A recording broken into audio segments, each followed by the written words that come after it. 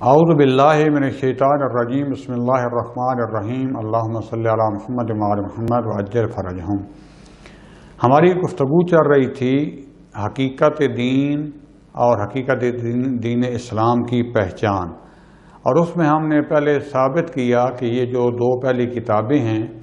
تورات اور انجیل، ان کی کوئی حقیقت حقیقت میں تو خدا کی طرف سے نازل ہوئی تھی، لیکن اب جو موجود ہیں ان کی کوئی سند نہیں ہے، وہ تحریف شدہ ہیں، اس میں سے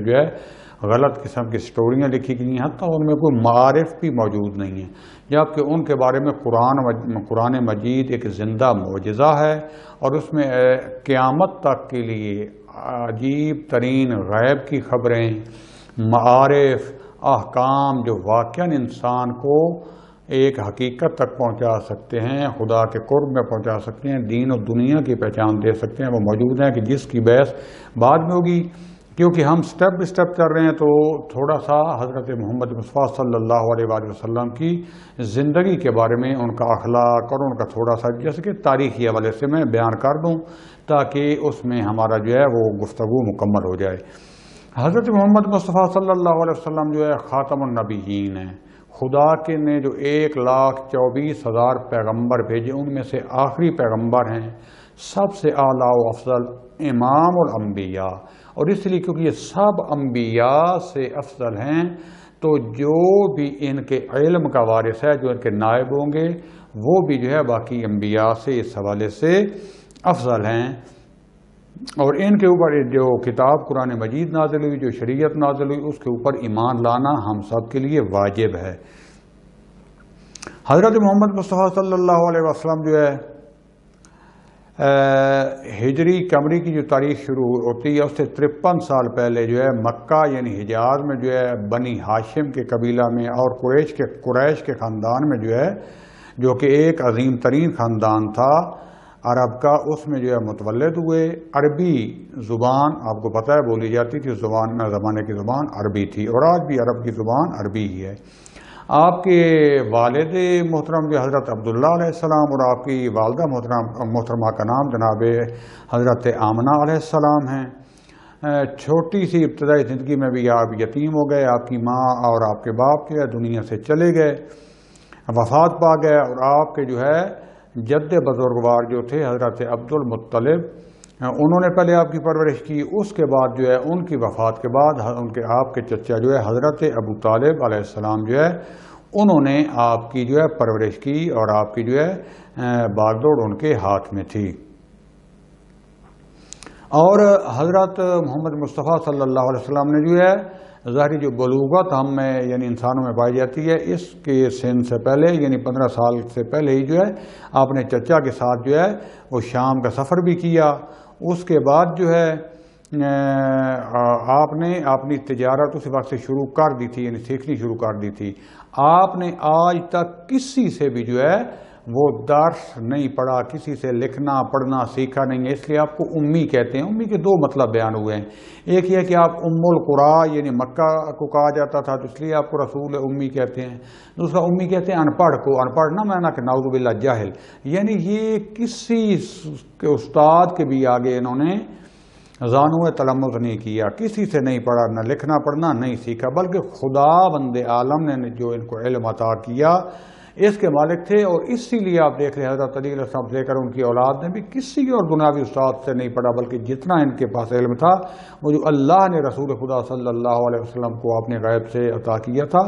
وہی ائمہ کے پاس علم ہے، اور وہی ولایت ان کے پاس ہے۔ اس کے بعد آپ جب سفر تجارت جناب خدیجہ سلام اللہ علیہ نے سنا تو ان کے قافلے کے ساتھ گئے، جب انہوں نے آپ کی امانت داری دیکھی اور آپ کا حسن ظن، آپ کے گیٹس دیکھے، تو اس کے بعد انہوں نے ان کے طرف پیغام بھیجا اور آپ کی شادی ان سے ہو گئی۔ اور اس کے بعد آپ کی جب شادی ہوئی تو 25 سال آپ کی زندگی تھی، اور 40 سال تک آپ یہی مثلا تجارت کا کام، تبلیغ کا، کبھی گوسفند چرانی، یہ کام کرتے رہے، اور کسی ایک لمحہ کے لیے بھی بت کے سامنے سجدہ نہیں کیا، جو اس وقت حجاز کا دین تھا، بت پرستی تھی سارے جو، لیکن آج تک رسول خدا صلی اللہ علیہ وسلم نے کسی بت کو سجدہ نہیں کیا، بلکہ گاہ بگاہ خلوت میں چلے جاتے تھے، غار حرا میں چلے جاتے تھے، صحرا میں چلے جاتے تھے اور خدا کے ساتھ اپنا راز و نیاز کرتے تھے۔ 40 سال کی زندگی میں جب آپ غار حرا میں عبادت کے لیے گئے ہوئے تھے، یعنی یہ ایک ثابت ہے کہ پہلے بھی آپ عبادت کے لیے جاتے تھے، خدا کے راز و نیاز کے لیے جاتے تھے، نبی پہلے بھی تھے، لیکن اس کا باقاعدہ اعلان جو ظاہری وہی نازل ہوئی وہ 40 سال کی عمر میں جو ہے غار حرا میں جو ہے نازل ہوئی، اور آپ کو اللہ تعالیٰ نے جو ہے تبلیغ کی جو ہے ماموریت بخشی، باقاعدہ حکم دیا، اور پہلی سورہ علق آپ پر نازل ہوئی۔ اس کے بعد سب سے پہلے جو آپ پر ایمان لے کر ہے وہ حضرت علی علیہ السلام ہیں، اور حضرت خدیجہ سلام اللہ علیہا، اور ہمارے اہل بیت کے جو ہے احادیث اور روایات کے اور فرامین کے مطابق اسی وقت سے حضرت ابو طالب علیہ السلام پہلے بھی دین حنیف پر تھے، پہلے بھی حضرت ابو طالب جو ہے کسی بت کو آج تک سجدہ نہیں کیا انہوں نے، آپ حضرت عبد المطلب سے لے کر حضرت ابو طالب اور حضرت کے اجداد میں سے کوئی بھی بت پرست اور مشرک نہیں تھا، بلکہ دین حنیف حضرت ابراہیم علیہ السلام پر تھے۔ اور جیسے ہی حضرت محمد مصطفیٰ صلی اللہ علیہ وسلم نے یہ نبوت کا اعلان کیا، حضرت علی علیہ السلام سے لے کر حضرت ابو طالب سب ایمان لے آئے، البتہ اس وقت کیونکہ کافر مشرک تھے، ایک نیا دین لے کر آنا، جیسے آج آپ دیکھ لیں کہ پاکستان کے کسی علاقے میں مخصوصاً یہ جو وزیرستان میں دیکھ لیں یا ان سوات میں دیکھ لیں، کوئی گھر کوئی بیچارہ شیعہ ہو جائے تو اس کا کیا حشر کریں گے۔ یہی جو ہے اس وقت جو ہے کا مسئلہ جو تھا وہ اس عرب میں بھی یہی تھا کہ اگر کوئی نیا دین یا ان کے خلاف کو آئے تو اس کے لیے قتل تک آ جاتے، اور رسول خدا صلی اللہ علیہ وآلہ وسلم کے ساتھ انہوں نے کیا کیا، لہذا خود رسول خدا صلی اللہ علیہ وآلہ وسلم نے بھی چھپ چھپ کے دعوت کا جو ہے وہ پہلے جو ہے سری طور پر جو ہے چھپ کر جو ہے فردی جو ہے وہ دعوت کا وہ آغاز کیا، ابھی باقاعدہ سب کے سامنے اظہار نہیں کیا تھا۔ اس کے بعد جو ہے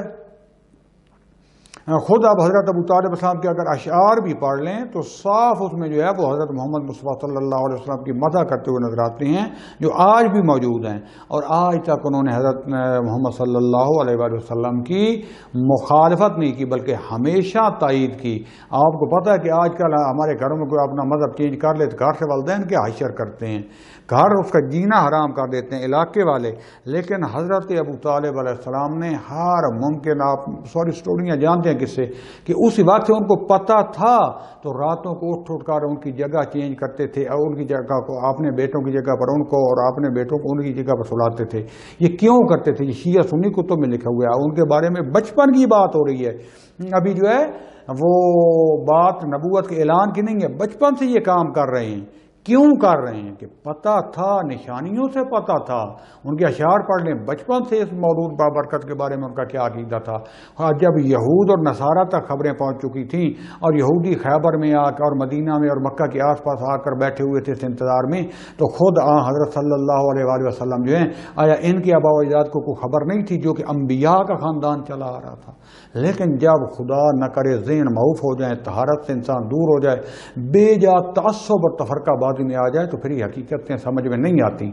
کہ یہودیوں کو خبر تھی، عیسائیوں کو خبر تھی، وہ سارے انتظار کے لیے آئے ہوئے تھے، اور یہ بنو ہاشم جو ہے جو حضرت ابو طالب السلام بچپن میں خدا کے سامنے ان کا واسطہ دے کر جو ہے بارش طلب کر رہے ہیں، شعر پڑھ رہے ہیں، ان کی نعتیں پڑھ رہے ہیں، بچپن میں ابھی جو ہے اپنے بچوں کی جگہ پر ان کو اور اپنے بچوں کو ان کی جگہ پر سلا رہے ہیں کہ رات کو اگر خدا نہ خاص کو قاتلانہ حملہ ہو تو یہ بچ جائیں، میرے بچے قربان ہو جائیں۔ کس لیے؟ کون سا خطرہ تھا؟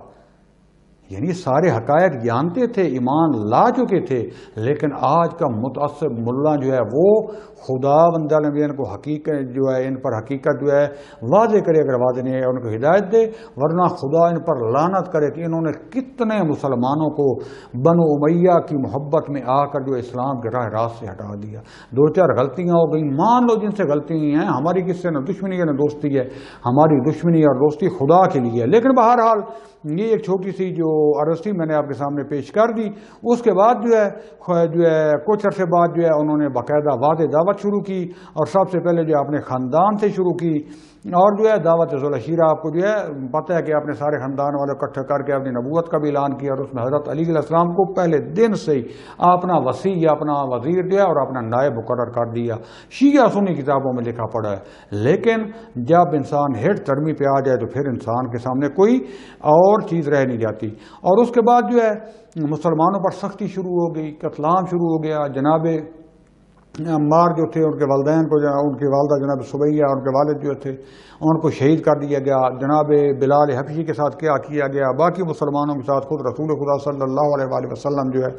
ان کے ساتھ کیا کیا ظلم کیا گیا۔ تو آپ نے جو اپنے قریبی تھے ان کو جو ہے ہجرت کا حکم دیا حبشہ کی طرف۔ ایک ایک ہمارے لیے درس ہے کہ جب دیکھو ایک جگہ پہ مذہب دین بچانا مشکل ہو گیا ہے، ہجرت کرو، درو خدا کی زمین وسیع ہے، کسی دوسرے علاقے میں چلے جاؤ۔ جیسے آج ہمارے علماء کیا کرتے ہیں، اگر ایک جگہ پہ صحیح علم جو ہے وہ مواقع نہیں ملتے تو ایران میں آ جاتے ہیں، دوسرے ملکوں میں، عراق میں چلے جاتے ہیں، جا کے جہاں مواقع ہیں ہجرت کرو، خدا بند علم تقدیر بدل دے جائے گا۔ لیکن ہجرت کر کے باقی پھر لوگوں کے پاس جا کے اللہ کا پیغام سناؤ تاکہ وہ دنیا سے اللہ کی طرف ہجرت کریں۔ جب تک ہم ہجرت نہیں کریں گے، جمود کی طرف رہیں گے، اس طرح ہو سکتا ہے ہم ایمان ہی ہمارا کمزور پڑ جائے۔ اس کے بعد جو ہے جب انتہائی سختی بڑھی تو جناب شعب ابی طالب جو ایک پہاڑی درہ تھا اس میں چلے گئے مکہ کے نزدیک، اور کتنی مشکل 3 سال زندگی گزاری وہاں۔ حضرت رسول خدا صلی اللہ علیہ وآلہ وسلم کے ساتھ کون رہا، کس نے حق پذیری کی؟ جناب حضرت ابو طالب، جناب خدیجہ الکبریٰ سلام اللہ علیہ، جس نے اپنی کیا کچھ بیش بہا دولت اسلام کے جو ہے رستے میں نچھاور کر دی، اتنی سختی کی کہ گھاس پوس حتیٰ گٹھلیاں اور یہ جو چرم ہوتی ہے، یہ جو کھالیں ہوتی ہیں، ان کو بھگو بھگو کر کھانا۔ تھوڑا اندازہ لگائیں حضرت ابو طالب علیہ السلام کا اگر ایمان نعوذ باللہ نہیں تھا تو 3 سال تک پورا جو ہے بائیکاٹ کرنے والے تھے ان کے ساتھ چھوڑ کر اور رسول خدا صلی اللہ علیہ وسلم کا ساتھ دے رہے تھے۔ ایک بے ایمان شخص ایسا کر سکتا ہے؟ کہتا جائے باڑ میں اپنی جان کیوں، اور ان کی تو عزت کرتے تھے، میں اپنی جان کیوں گواؤں، میں اپنے آپ کو اپنی اولاد کو کیا تباہ کروں؟ لیکن ان کے ساتھ پر سایہ بن کر رہے۔ لیکن آج کے مسلمان نے جو ہے کیا نتیجہ دیا، یہ ہمارے سامنے درس ہیں، اور عبرت حاصل کرنے والوں کے لیے یہ عبرت کے لیے کافی ہے۔ اس کے بعد جو ہے جب بہت زیادہ جو اہانت ہو گئی، بہت زیادہ جو ہے، اچھا دیکھیں کیا کرتے تھے، کہتے تھے یہ مجنون ہے، یہ صفی ہیں، اس کا دین نعوذ باللہ سٹوریاں ہیں، یہ مجنون ہے، یہ جادوگر ہے، اس کا نہ سنو، کانوں میں جو ڈالو، حرام ہے، فلاں جو فتوے لگاتے تھے۔ آج وہی فتوے سیم جو ہے وہ مکتب اہل بیت پر لگائے جاتے ہیں، چاہے اپنے غالی ہوں، بے خرد قسم کے انسان، چاہے دشمن اور ناسبی ہوں، جو فتوے معذرت چاہتا ہوں جو توہین امیز کلمات اور جو تہمتیں رسول خدا صلی اللہ علیہ وآلہ وسلم اور اہل بیت کرام پر لگائی گئیں، آج مذہب حق اہل بیت پر وہی لگائے جائیں گے۔ اس کے بعد کیا کیا؟ کبھی لالچ دیا کہ اگر چاہتے ہو تو ہم آپ کو خوبصورت ترین دنیا عرب کی لڑکی دے دیتے ہیں، مال و دولت چاہتے ہو تو ہم تم وہ دے دیتے ہیں، لیکن ہمارے جو ہے ہمارے بتوں کو برا بھلا نہ کہو، ان کی جو ہے ان کے خلاف بات نہ کرو۔ آج بھی کسی بت کے ہم خلاف بات کرتے ہیں، کسی غلط شخصیت کے خلاف اس کے حقائق انہی کے مطابق بیان کرتے ہیں، تو کبھی جو ہے وہ قتل کا فتویٰ، کبھی جو ہے کہ تم اس آج مذہب پر تمہیں یہ دے دیں گے، فلاں کریں گے، کبھی لالچ، کبھی دھمکی، کبھی تہمت، ہمیشہ قتل قاتل۔ آپ دیکھیں طالبان کون ہیں، آپ دیکھیں داعش کون ہے، جند اللہ کون ہے، یہ بوکو حرام کون ہے، جہاں سے جو بنو امیہ کے اور خوارج کے جو ہے نقش قدم پر چلنے والی ہیں، سوائے قتل عام کے ان کے پاس کوئی اور رستہ نہیں۔ کیوں؟ کیونکہ ان کے پاس حقیقت نہیں ہے، ان کے مذہب میں اتنا تضاد ہے کہ یہ ثابت نہیں کر سکتے، لہذا کیا ابتدا سے لگا دی، نہیں جنہوں نے رسول خدا صلی اللہ علیہ وسلم کی اولاد کے خلاف بھی کی، آپ ان کے خلاف بھی نہ بولیں۔ کیوں؟ کیونکہ اگر ایک جگہ سے حقیقت کھلنی شروع ہوئی تھی، ایسا ایسا آگے چلی جائے گی۔ جو بھی اہل بیت کے مقابلے میں آیا وہ غلط تھا، تو اس کے پوری کی پوری جو بنیاد خراب ہوتی ہے، لہذا فتوے شروع ہو گیا کہ اس پر بات ہی نہ کرو، اس سے توہین ہوتی ہے، فلاں بابا ان کے حقائق بیان نہیں کریں گے تو ہمیں اسلام کا کیسے پتہ چلے گا۔ لیکن مقابلے میں جو رسول خدا صلی اللہ علیہ وآلہ وسلم اور اہل بیت کے ماننے والے ہو، دیکھو رسول خدا نے کیا کیا، بطور مثال کہا کہ میرے ایک ہاتھ پر جو ہے سورج رکھ دیا جائے، بائیں پر جو ہے چاند رکھ دیا جائے، تو میں پھر بھی جو ہے اللہ وحدہ لا شریک کو نہیں چھوڑوں گا، جو حتیٰ مجھے قتل بھی کر دیا جائے، اور استقامت دکھائی۔ آج اگر مذہب حقہ پر رہنا چاہتے ہو، اللہ کو راضی کرنا چاہتے ہو، تو یہ مصیبتیں جو ہیں یہ برداشت کرنی پڑیں گی، اور یہ آئیں گی جب تک کہ 12ویں کا ظہور نہیں ہو جاتا۔ یہ ہمارا امتحان ہے، اور ہمیں اس امتحان میں سے نکلنا ہے۔ اس کے بعد جو ہے سال 10 میں بعثت یعنی 10ویں بعثت کے سال میں جو ہے شیخ ابی طالب سے جو ہے ابھی باہر آئے تھے، وہ جو کوئی حالات معجزات پیش آئے، اس کے بعد حضرت ابو طالب علیہ السلام جو ہے وہ دنیا سے چلے گئے، جناب خدیجہ اسی سال چلے گئی، اور ان دونوں شخصیات کی وجہ سے کائنات کا رسول اس سال کو کیا قرار دے رہا ہے؟ عام الحزن۔ کس کی وجہ سے؟ حضرت ابو طالب علیہ السلام کی وجہ سے، حضرت جناب خدیجہ سلام اللہ علیہ۔ اور خدا کے بندو خوف خدا کرو کہ جس کے جنازے میں کائنات کا رسول جو ہے ماتم کر کے رو رو کے کہہ رہا ہے کہ چچا تیرے میرے اوپر بڑے احسان ہیں، میں بھلا نہیں سکتا، خدا تجھ پر رحمت کرے، خدا تمہارے اوپر اپنی رحمتیں نازل کرے ہیں۔ خدا جانتا ہے کہ جس کے سال کو عام الحزن قرار دے رہا ہے، مسلمانوں نے آج اس کو کیا صلہ دیا، کئی فتح قمون، کہاں جا رہے ہو؟ کچھ عقل سے سوچو۔ اس کے بعد جو ہے جب بہت سختی ہوگی، جب تک جناب ابو طالب رہے مکہ میں کسی کی جرات نہ ہوئی، لیکن جناب ابو طالب کا جانا تھا تو اب مکہ آپ کے لیے جو ہے ویران ہو گیا، کوئی پناہ دینے والا نہ ہوا، تو مجبوراً ہجرت کی، اور ہجرت میں پھر جو ہے اپنے بستر پر اپنی خلافت نیابت میں کس کو لٹایا؟ وہ ہے علی ابن ابی طالب علیہ السلام۔ کہا کہ میری امانتیں وہ شخص دے جو میرے جیسا ہو، لوگوں کو کفار کی بھی امانتیں واپس دیں، شیعان حیدر قرار ہمارا اور آپ کا کردار کیا ہونا چاہیے؟ دشمن بھی ہو کچھ بھی ہو، ہمیں کبھی تہمت نہیں لگانی چاہیے، جھوٹ نہیں بولنا چاہیے، کسی کی امانت میں خیانت نہیں کرنی چاہیے۔ یہ ہے اہل بیت کا اور ہمارے رسول کا کردار۔ اس کے بعد جو ہے ایک غار میں رہے 3 دن تک، جب سارے جو ہے نا امید ہو گئے، حالانکہ کائنات کے رسول تھے، معجزہ بھی دکھا رہے تھے، لیکن اللہ کے حکم سے ایک ایک کام جو ہے دنیا کے سبب و اسباب کے مطابق کیا۔ 3 دن تک غار میں چھپے رہے، پھر گئے اور جناب امام علی علیہ السلام کے اوپر جو ہے اعتماد کیا کہ میری بیٹی اور میرے خانوادے کو تم لے کر آنا۔ کسی 80 سالہ بوڑھے پر بھی جو ہے 60 سالہ بوڑھے پر بھی اعتماد نہیں کیا، بلکہ کہا کہ تم میری خانوادہ کو تم لے کر آنا، میرے بعد نائب تم ہو، میری طرف سے امانتیں تم واپس کرنا۔ عقل والوں کے لیے نشانیاں ہی کافی ہیں۔ اس کے بعد مدینہ میں پہنچ گئے، اور مدینہ کے لوگ جو ہے کیونکہ پہلے آپ سے وہ بیعت کر چکے تھے، بیعت عقبہ اول اور دوم میں سارا انہوں نے بہترین استقبال کیا۔ دیکھو ان انصار کی قربانی کی، جنہوں نے اپنا گھر بار دے دیا، جن کی 2 بیویاں تھیں، حتیٰ کہ ایک بیوی کو طلاق دے کر اپنے جو ہے مہاجرین کہتے ہیں جو مدینہ سے ہجرت کر کے گئے، جو وہاں رہتے تھے انصار یعنی نصرت کرنے والے کو، انہوں نے اپنے آدھا گھر دے دیا، زمینیں دے دیں، مال تجارت دے دیا، بیویاں دے دیں۔ بعد میں ثقیفہ میں کیا ہو رہا ہے کہ جناب سعد بن عبادہ جو انصاری جو بزرگ تھے انصار کے، وہ حضرت علی علیہ السلام کے لیے بیعت اکٹھی کر رہے تھے، لے رہے تھے۔ یہ پہنچ گئے وہاں جا کہا کہ ہم آپ سے افضل ہیں، اور ہم نے ہجرت کی، فلاں کی، یہ غالب آ گئے۔ بعد میں حضرت علی علیہ السلام نے ان کے اوپر یہی استدلال کیا کہ اگر تم کہتے ہو کہ انصار سے تم افضل ہو تو میں تم سب سے زیادہ افضل ہوں، علم میں بھی، شجاعت میں بھی، جنگیں دیکھ لو، ہر موقع پر جو ہر مجھے نائب بنایا، پھر مجھے اور رسول خدا نے اعلان کیا خم غدیر کا، لیکن جو ہوا وہ آپ کے سامنے ہو گیا۔ ٹھیک ہے، آپ میں کیونکہ ایسی بات نہیں کرنا چاہتا جس سے کسی مسلمان کا دل دکھے، لیکن خدا کے لیے حقیقت کی طرف آج صرف مسئلہ بادشاہ کا ہوتا، وہ بنانے والے بھی گزر گئے، بننے والے بھی گزر گئے، لیکن ہمیں کہ ہم نے دین کس سے لینا ہے، کس کا کردار، کس کی ولایت، کس کا علم، کس کی شجاعت، کون دین پر پابند رہا، کس کا خاندان دین کے اوپر فدا ہو گیا، کنہوں نے اپنے گھر برباد کر دیے اور کنہوں نے جو اپنی جائیدادیں بنا لی، کنہوں نے اپنے جو کتنے کتنے قلعے بنا لی جن کے بعد سونے کی اینٹیں توڑی کلاڑوں سے کاٹی گئیں، کن کے جو ہے 4-4 ہزار جو ہے ریوڑ گھوڑے اور اونٹ اور بکریاں نکلی کہ مدینہ میں بھی اور بصرہ میں بھی اور کوفہ میں، جن کے جو ہے دنیا میں سے کتنے کتنے قلعے اور زمینیں نکلی، اور جنہوں نے جو کچھ بنایا دنیا جہان کے جو مالک تھے سارا کچھ دنیا میں جا کے دے کے چلے گئے۔ اور کوفہ میں آتے وقت امیر المومنین صاحب نے کہا لوگوں دیکھو آج میں جس کپڑوں میں جو کچھ لے کر آ رہا ہوں اگر اس سے بڑھ کر لے کر گیا تو دیکھنا میں نعوذ باللہ خائن ہوں۔ اور دنیا نے دیکھا کہ کوئی اپنے لیے چیز نہ بنائی بلکہ جو تھی وہ لوگوں میں فدا کر دی۔ نشانیاں ہیں اس میں دیکھو۔ بر رسول خدا صلی اللہ علیہ وآلہ وسلم نے مدینہ میں جا کے یہود اور وہ جو دوسرے تھے کفار و مشرکین ان کے ساتھ معاہدات کیے، لیکن ایسا ایسا سب سے زیادہ کام منافقین نے خراب کیا۔ اور منافقین کون تھے؟ جو اسلام لے آئے، رسول خدا صلی اللہ علیہ وسلم کے محفل میں بیٹھتے تھے، کہتے تھے ہم آپ کے ساتھ ہیں، آپ کا ملازم ہے فلاں، لیکن جا کے دشمنوں کو خبریں دیتے تھے۔ اللہ نے ان پر لعنت کی۔ آپ نے آپ کو جو بھی وہ تمغہ دیں، یہ ساتھ بیٹھنے والے سارے مومن نہیں تھے، اللہ کہہ رہا ہے آپ خود اس کی جو ہے تحقیق کر لیں۔ اس کے بعد جو ہے ایسا ایسا خدا جو ہے